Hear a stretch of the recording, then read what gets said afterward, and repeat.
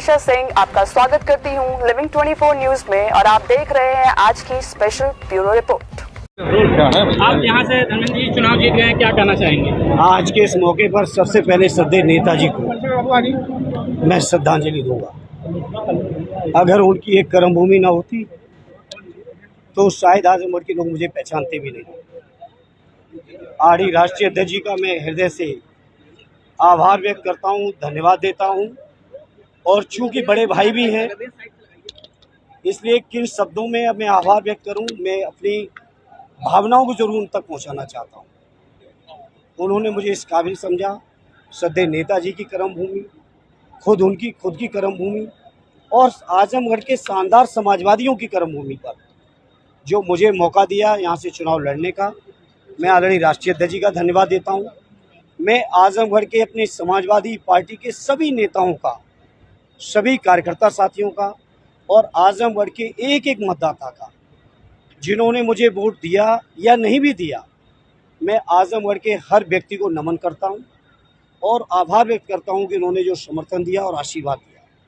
और मैं उन सभी को यकीन दिलाता हूं जो श्रद्धेय नेताजी के जज्बात और भावनाएं रहे इस जिले से, आरडी राष्ट्रीय अध्यक्ष जी ने जो आगे बढ़ाए, उनको मैं अच्छा सा आगे बढ़ाने का पूरा प्रयास करूँगा। और मुझे यकीन ही नहीं, पूरा विश्वास है हमारे पार्टी के बड़े लोगों के मार्गदर्शन में, हमारे पार्टी के जिम्मेदार लोगों के सहयोग और समर्थन से आजमगढ़ के लोगों की हर उम्मीद, हर विश्वास और हर भरोसे को मैं पूरा कर सकूं। ये मेरा सार्थक और मेरा संपूर्ण प्रयास होगा कि आजमगढ़ का कोई भी व्यक्ति हमसे निराश ना हो पाए, मेरा प्रयास होगा। आजमगढ़ में विकास के लिए क्या-क्या जो काम अधूरे रह गए? चुनाव के दौरान भी ये बातें आई थी और मैंने कहा था, श्रद्धेय नेताजी और माननीय अखिलेश यादव जी ने जो आजमगढ़ के विकास की रूपरेखा रखी है, मेरा प्रयास होगा उस रूपरेखा को मैं पूरा कर सकूं।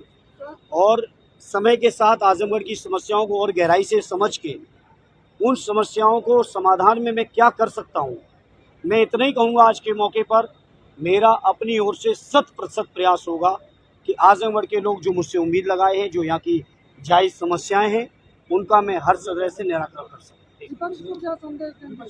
देखिए, इस समय जो मैं चुनाव जीता हूँ, मैं इस समय अपने पार्टी के नेताओं के बयानों को सुनना है, राष्ट्रीय अध्यक्ष जी के मार्गदर्शन को लेना है, उसके बाद इस पर चर्चा करेंगे। और लेकिन इस मौके में इतना ज़रूर कहूँगा, आज जो प्रचंड जीत हुई है उत्तर प्रदेश में समाजवादी पार्टी और इंडिया गठबंधन की, ये हमारे राष्ट्रीय अध्यक्ष जी की दूरदृष्टि, उनका पीडीए का फार्मूला और उनका जो जनता के प्रति जो उन्होंने मुद्दे रखे, चाहे वो देश के संविधान को बचाने के हों, लोकतंत्र को बचाने के हों, जाति जनगणना के हों, सरकारी कर्मचारियों की पुरानी पेंशन हो, नौजवानों की बेरोजगारी के सवाल हों, माताओं बहनों की हमारी पेंशन का सवाल हो, किसान भाइयों के कर्ज माफ़ी से लेके उनकी जो समर्थन मूल्य को कानूनी स्वरूप देना हो, इन तमाम मुद्दों को, अग्निवीर की योजना को ख़त्म करना हो, इन तमाम मुद्दों को जनता ने पूरी अपना समर्थन दिया है, मोहर लगाई है। और मैं उम्मीद करता हूं हमारे राष्ट्रीय अध्यक्ष जी जनता के बीच किए हुए सभी वादों को पूरा करके देंगे। सांसद निरहुआ को सरकार बनाने के लिए आगे प्रयास किया जाएगा? देखिए, सांसद निरहुआ को मैंने पूरे चुनाव में कभी गलत नहीं कहा, कभी ऐसा नहीं कहा जो कोई आपत्तिजनक बात हो। मैंने यही कहा कि वो एक कलाकार हैं, वो राजनीति की तमाम गंभीरताएँ जो हैं, जो राजनीति के प्रति तमाम जिम्मेदारियाँ हैं, उनसे वो वाकिफ नहीं है और इसीलिए कई मौक़ों पे उनके गैर जिम्मेदारी बयान भी आए।